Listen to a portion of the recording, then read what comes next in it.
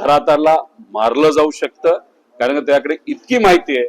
ती माहिती जर समोर आले तर अनेक नेत्यांना अडचण त्या ठिकाणी येऊ शकते. सुसाईड सुद्धा दाखवलं जाऊ शकतं, आजारपण दाखवलं जाऊ शकतं, नाहीतर एन्काउंटर केला जाऊ शकतो. म्हणजे बेसिक एवढंच आहे, खराताला मारलं जाऊ शकतं, कारण की त्याकडे इतकी माहिती आहे.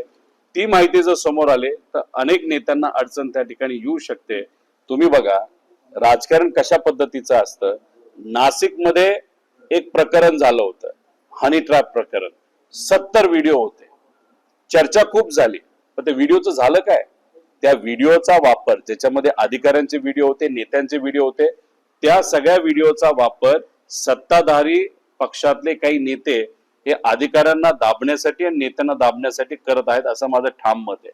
त्यामुळे खरात उद्या जाऊन त्याचा मृत्यू झाला तर इन्व्हेस्टिगेशन संपलं. तर ते जे सर्व व्हिडिओ आहेत त्या व्हिडिओचा वापर हा नेत्यांना ब्लॅकमेल करण्यासाठी आणि काही अधिकाऱ्यांना ब्लॅकमेल करण्यासाठी केला जाऊ शकतो. त्यामुळे राजकारणाची लेवल इतक्या खाली गेलेली, कधीही काही होऊ शकतं. त्यामुळे प्रणितीताई जे बोलतायत, सुप्रियाताई जे बोलतायत, इतरही काही नेते बोलतायत, नाही तर दमानियाताई ज्या ठिकाणी बोलत आहेत मृत्यू होऊ शकतो खराताचा, हे कुठं ना कुठे ते खरं आहे असं आपल्याला, ही भीती खरी आहे असं आपल्याला म्हणावं लागेल. महाराष्ट्रातील सर्व बातम्यांचे विश्वासार्ह व्यासपीठ, सकाळच्या सर्व सोशल मीडिया प्लॅटफॉर्मला लाईक, फॉलो आणि सबस्क्राईब करा.